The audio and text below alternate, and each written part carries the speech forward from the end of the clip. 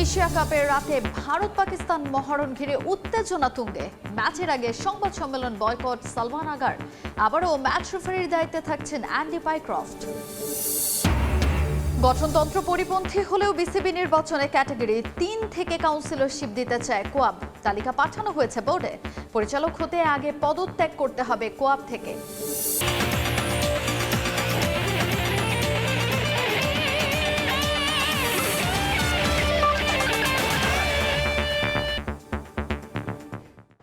বিশ্বের নানা প্রান্তের খেলাধুলার খবর নিয়ে আমাদের নিয়মিত আয়োজন খেলার সময়।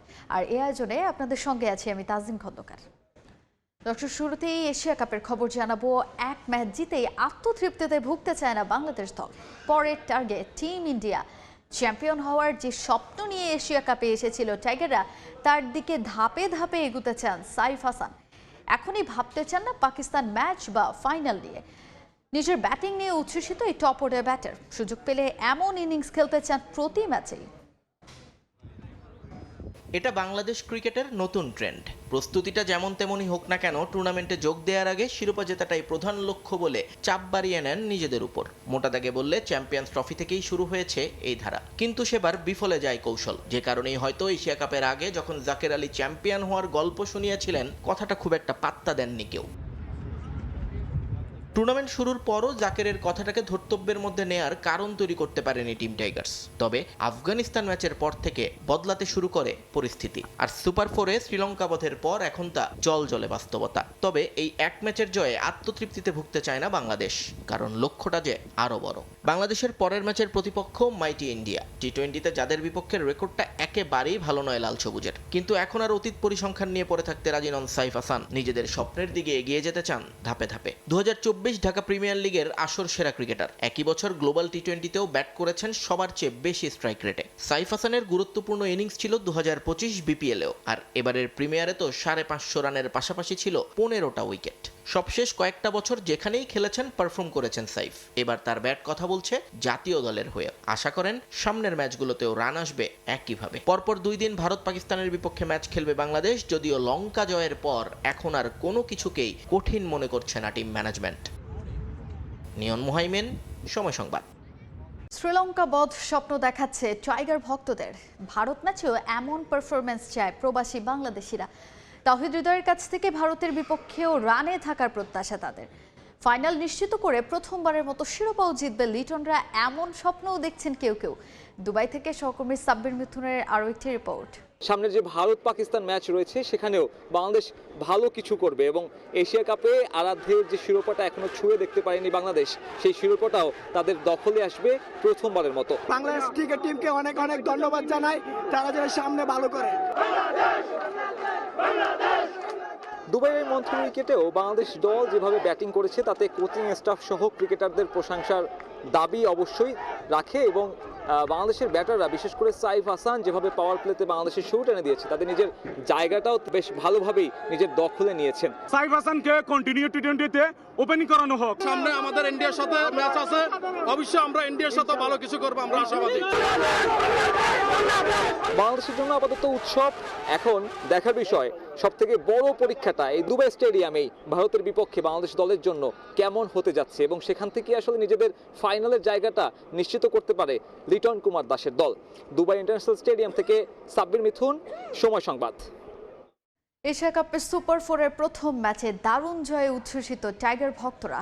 মোস্তাফিজের বুদ্ধিদীপ্ত বোলিং আর ব্যাট হাতে সাইফ হাসান, তাওহিদ হৃদয়ের অসাধারণ ব্যাটিংয়ে এমন জয় সম্ভব হয়েছে বলে মনে করেন ভক্তরা।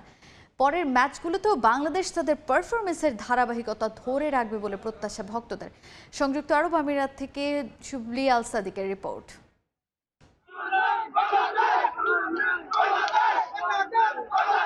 যাদের হাত ধরে সুপার 4-এ বাংলাদেশ, তাদের বিপক্ষে প্রথম ম্যাচ। প্রতিপক্ষ শ্রীলঙ্কা বলে আশায় বুক বাঁধে টাইগাররা। মরুর বুকে লাল সবুজের সমর্থন দিতে হাজির হাজারো দর্শক। সুপার 4-এ শুভ সূচনা করবে লিটন দাসরা। টস জিতে ফিল্ডিংয়ের সিদ্ধান্ত লিটন দাসের। শুরুতে ভয় ধরালেও সময়ের সঙ্গে সমর্থকদের আশা দেখিয়েছেন তাসকিন, শেখ মেহেদী, মোস্তাফিজরা। অন্যরা যখন শেষ দিকে খরচে তখন মুন্সিয়ানা দেখালেন মোস্তাফিজ, যা মন কেড়েছে টাইগার সমর্থকদের। বাংলাদেশ ক্রিকেট টিমকে অনেক অনেক শুভেচ্ছা। অনেক দারুণ খেলছে।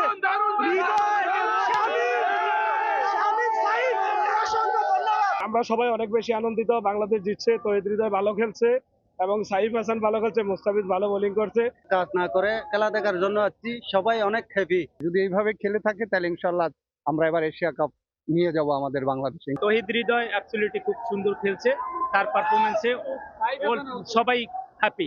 লক্ষ্যটা 169 রানের। এশিয়া কাপে এখন পর্যন্ত এত বড় লক্ষ্য তাড়া করেনি বাংলাদেশ। এই দুবাইয়ে 2018 এশিয়া কাপে লঙ্কানদের হারিয়েছিল বাংলাদেশ। তাই তো স্বপ্নবাজ লাল সবুজের ভক্তরা। শুরুতে ধাক্কা খেলেও সময়ের সঙ্গে গ্যালারিতে গর্জে ওঠে সাইফ, লিটন, হৃদয়ের নামে। শেষ পর্যন্ত আর কোনো হতাশা নয়, পয়সা উসুল করে মাঠ ছেড়েছেন সমর্থকরা। তাই তো তাদের স্বপ্নটা এখন আরো বড়।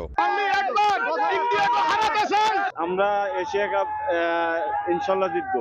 সুপার 4 লিটন দাসের পরের ম্যাচ ভারতের বিপক্ষে। সে ম্যাচেও জয়ে চোখ ভক্তদের। দুবাই আন্তর্জাতিক ক্রিকেট স্টেডিয়ামে শ্রীলঙ্কা বাংলাদেশ ম্যাচ এখানকার প্রবাসীদের জন্য স্মরণীয় হয়ে থাকলো। আগামীতে ভারতকে হারিয়ে এই জয়যাত্রা অব্যাহত রাখবে, এটাই প্রত্যাশা সকলের। শিবলাল সাদিক, সময় সংবাদ, সংযুক্ত আরব আমিরাত। এবারে দেশের ফুটবলের খবর জানাবো। চীন ও বাংলাদেশের বন্ধুত্বপূর্ণ সম্পর্ককে ক্রীড়া ক্ষেত্রে কাজে লাগাতে চায় দুই দেশ। ফুটবল সহ অন্যান্য ডিসিপ্লিনে চীনের কাছে সাহায্য চেয়েছে বাংলাদেশ। অন্যদিকে ক্রিকেট উন্নয়নে বাংলাদেশের সহায়তা চায় চীন।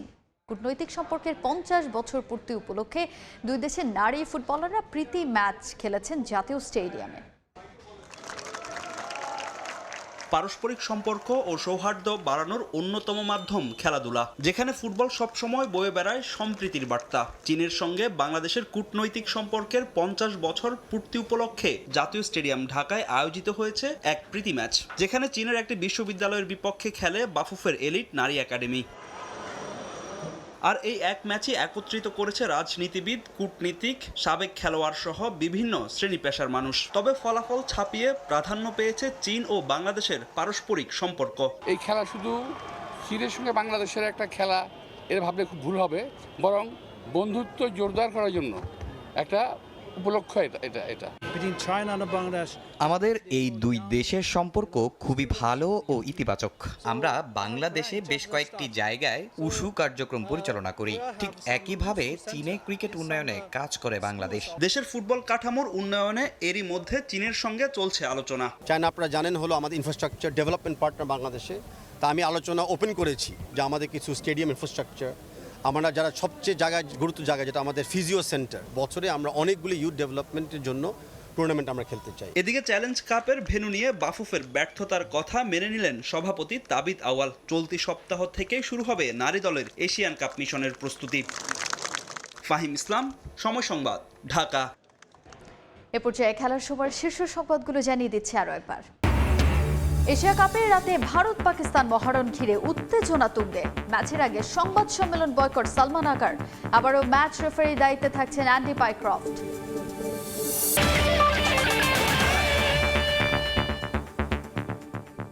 এই ছিল খেলার সময়ের এখনকার আয়োজনে। দর্শক, এরপর দুপুরের সময়ের সঙ্গে থাকবেন রোজা চৌধুরী। ধন্যবাদ তাজিন। দুপুরের সময় নিয়ে ফিরছি কিছুক্ষণ পর, সঙ্গে থাকুন সময়ের।